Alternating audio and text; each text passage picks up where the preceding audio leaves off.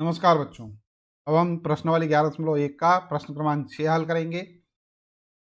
15 centimetre त्रिज्या वाले एक वृत्त की कोई जीवा केंद्र पर 60 डिग्री का कोण आंतरित करती है। संगत लघु और दीर्घ वृत्तखंडों के क्षेत्रफल ज्ञात कीजिए। जबकि अपने को पाई बराबर 3.14 और रूट 3 का मान 1.73 का प्रयोग करना है।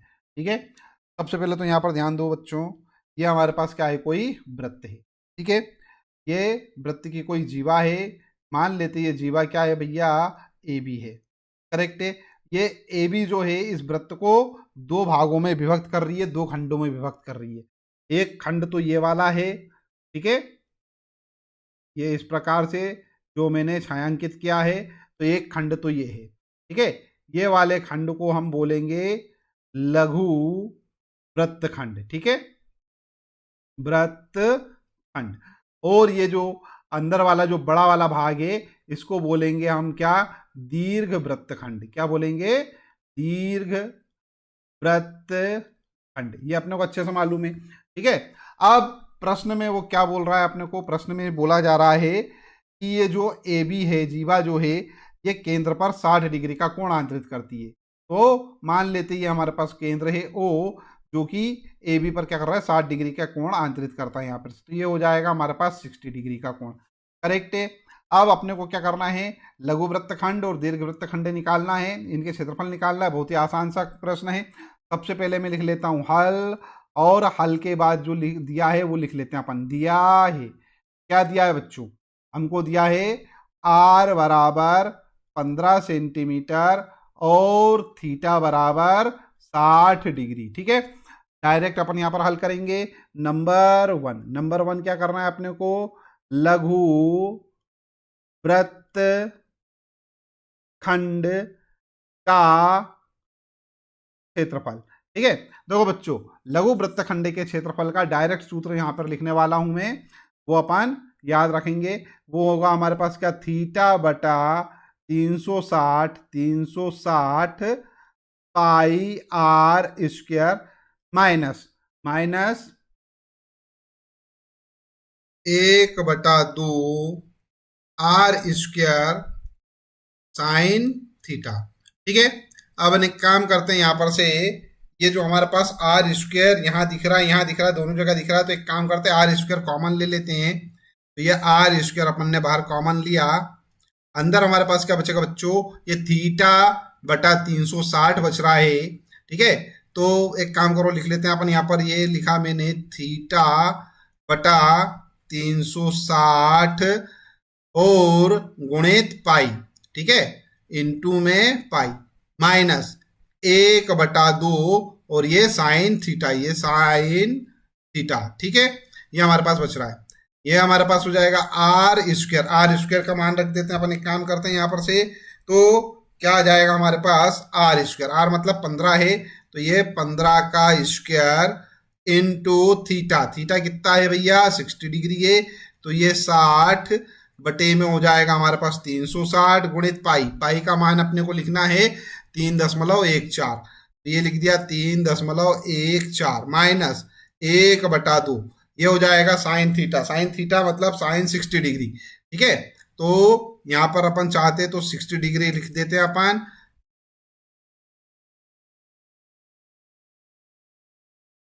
ये 60 डिग्री। ठीक है, साइन 60 डिग्री का मान क्या होता है, साइन 60 डिग्री का मान होता है √3/2। ठीक है, तो ये हमारे पास आ गया है। और इसको अपन थोड़ा और हल करते हैं। 15 में 15 का गुणा करेंगे बच्चों, तो आएगा 225। तो ये लिख देता हूं मैं यहाँ पर 225 225 है ना। ये इससे ये खत्म, और ये 6 से ये जाएगा 6 बार, तो ये 1/6 गुणित 3.14। अपन एक काम करते हैं, इसको डायरेक्ट भी लिख सकते हैं। क्या लिखें अपन यहाँ पर, 3.14 पूरे के बटे में 6 माइनस, ये हो जाएगा भैया 2 गुणित 2 मतलब 4, तो ये हो गया 4, और ये √3 का मान क्या है, √3 का मान है 1.73। तो ये लिख दिया अपन ने यहाँ पर 1.73। ठीक है, और ये ब्रैकेट बंद। इसको अपन आगे हल करते हैं। तो ये एक काम करते हैं, अब यहाँ पर अपन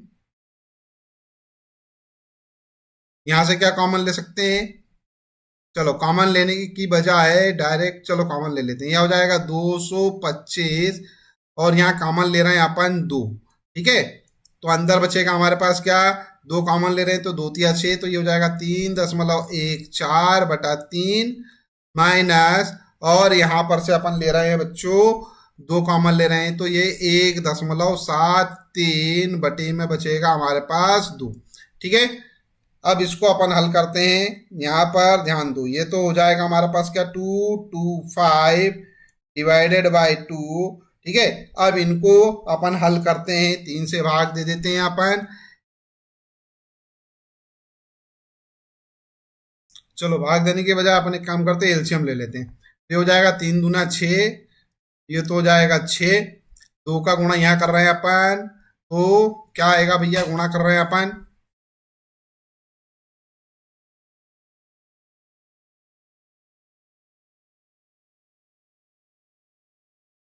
6.28 माइनस, यहाँ पे भी 3 का गुणा कर देते हैं अपन,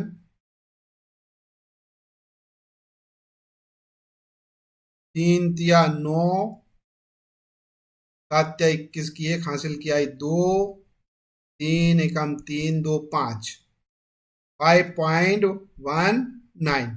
ठीक है, ये आ रहे हैं हमारे पास। अब एक काम करो, इसमें से इसको घटा के लिख देंगे अपन, इस पूरे को हल करके अपन लिखेंगे तो हमारे पास उत्तर आएगा 20.4375 सेंटीमीटर स्क्वायर। ठीक है, ये पूरे हिस्से को हल करके देख लीजिएगा। ठीक है, क्या आएगा, यही आएगा हमारे पास। तो एक तो हमारे पास आंसर आ गया ये वाला। ठीक है, अब दूसरा आंसर लाना है अपने को, क्या, दीर्घ वृत्तखंड का क्षेत्रफल। तो दीर्घ वृत्तखंड के क्षेत्रफल के लिए अपन क्या करेंगे, ये जो हमारे पास पूरा का पूरा वृत्त दे रखा है, उस पूरे वृत्त का क्षेत्रफल अपन क्या करेंगे, ज्ञात करेंगे, और पूरे वृत्त के क्षेत्रफल में से क्या करेंगे, ये जो लघु वृत्तखंड का क्षेत्रफल है उसको घटा देंगे, तो आ जाएगा क्या, दीर्घ वृत्तखंड का क्षेत्रफल। ठीक है बच्चों, दीर्घ वृत्तखंड का क्षेत्रफल क्या है, वृत्त का क्षेत्रफल माइनस लघु वृत्तखंड का क्षेत्रफल। तो वृत्त का क्षेत्रफल का सूत्र तो क्या होता है, पाई आर स्क्वायर माइनस लघु वृत्तखंड का क्षेत्रफल। ठीक है, तो लघु वृत्तखंड का क्षेत्रफल क्या आया है, वो यहां पर देख लेते हैं। लघु वृत्तखंड का क्षेत्रफल आया है हमारे पास क्या, 20.4375 सेंटीमीटर स्क्वायर। ठीक है, तो ये लिख दिया अपन ने 20.4375। ठीक है, ये है हमारे पास। अब पाई की जगह अपने को पाई का मान रखना था, पाई बराबर क्या लिखना है, 3.14, 3.14 गुणित आर। आर क्या था भैया, आर था हमारे पास 15, तो 15 गुणित 15 2 बार लिख दिया, माइनस 20.4375 ये आ जाएगा हमारे पास। ठीक है, अब एक काम करते हैं, इसका मान निकालते हैं, इसमें इस पूरे को हल करेंगे। आप इस पूरे को हल करेंगे तो आएगा हमारे पास क्या, 706.5, उसमें से घटाना है अपने को ये माइनस 20.4375। ठीक है, इसको घटा के देख लीजिएगा, घटाएंगे आप तो आएगा 686.0625 सेंटीमीटर स्क्वायर। यही क्या होगा हमारा आंसर। ठीक है, आई होप आपको इस वाले प्रश्न का हल समझ में आ गया होगा। प्रश्न का हल समझ में आ गया है तो इस वीडियो को लाइक कर दीजिए बेटा। चैनल सब्सक्राइब ना किया हो तो चैनल सब्सक्राइब कर लीजिए, साथ ही साथ में नोटिफिकेशन वाला जो बेल आइकन है उसको प्रेस कर दीजिएगा। इस वीडियो को अपने फ्रेंड्स के साथ जरूर शेयर कीजिए। ठीक है, और वीडियो देखने के लिए धन्यवाद। Thank you very much.